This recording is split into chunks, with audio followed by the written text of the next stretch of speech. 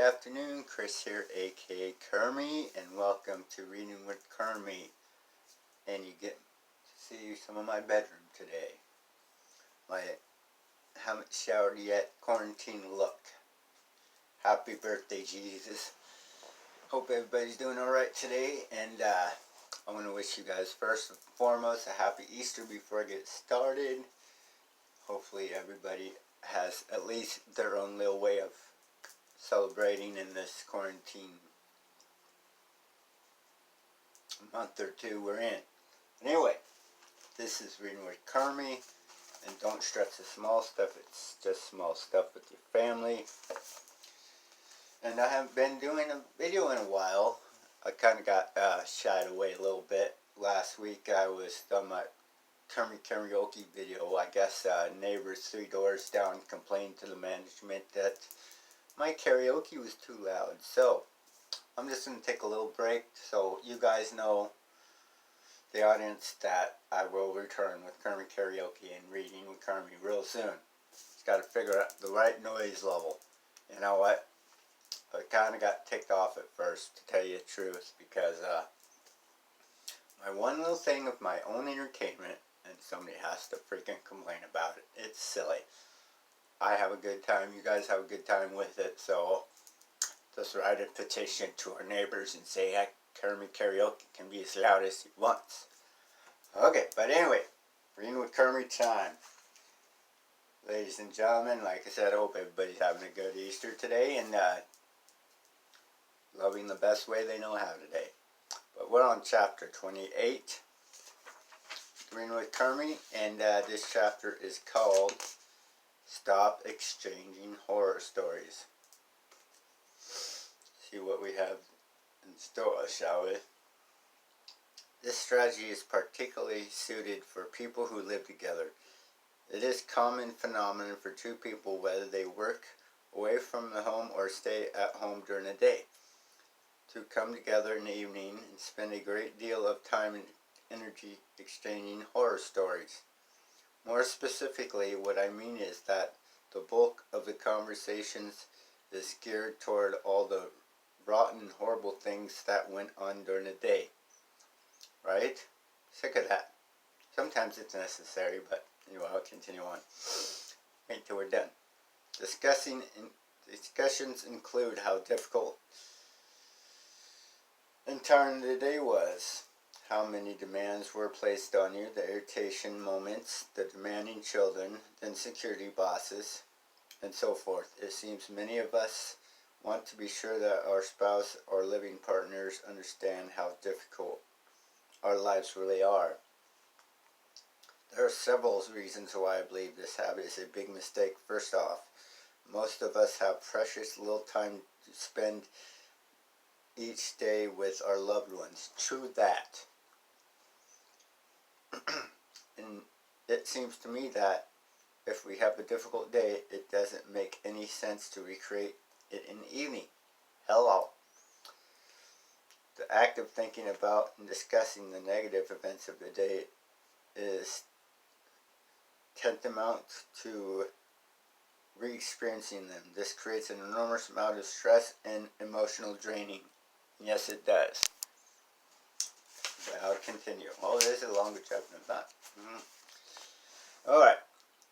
Second, focusing too much on the negative parts of your day is self-validating. In other words, it serves to remind you of the pressures and difficulties of daily living, thereby convincing you that it's appropriate to be serious, heavy-hearted, and uptight.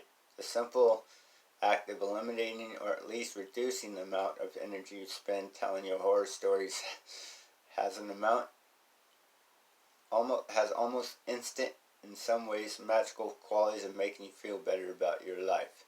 It's not that you don't have extremely difficult and serious things to deal with. We all do. It's just that communicating with others about these difficult parts of life costs far more than it's worth. As you let go of this tendency, you'll be reminded of the better parts of life. It will be easy to remember and think about loving and kind aspects of your life. Those things that were bright and went well, the parts of your life that you are proud of and that nourish you. You will also notice that when more of your attention is on the positive aspects of your day, your spouse or living partner will quickly follow suit. Most people, when they break this all too common habit, find that focusing on the positive is far more interesting and a great deal more fun. New doors will open in your relationship and new interests will develop.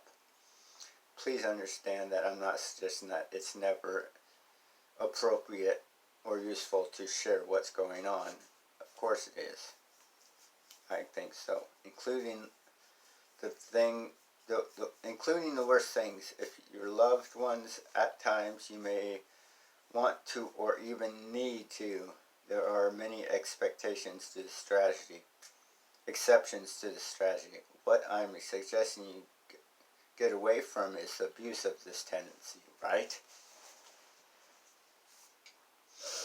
The abuse of this tendency. Rather than making it a regular part of your evening and something you do without question on a regular basis, see if you can reduce it to an occasional thing and you discuss. Obviously, you want to be honest about your true feelings, but I've found that if you can be richly rewarded to leave some of the negative behind, or before jumping in, you might ask yourself, what is this going to accomplish? Or you might ask, is sharing this information going to brighten either of our days, or is it going to bring us down?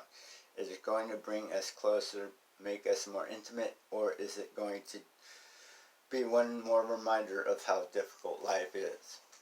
I think we all know that life can be extremely difficult and tiring. I also believe that most of us take it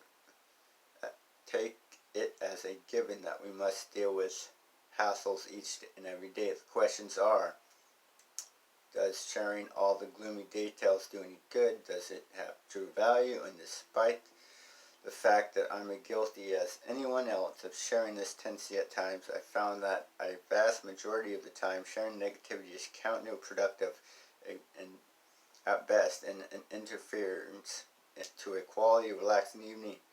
I encourage you to give the suggestion a try the next time you feel like sharing information on how horrible or testing your day has been.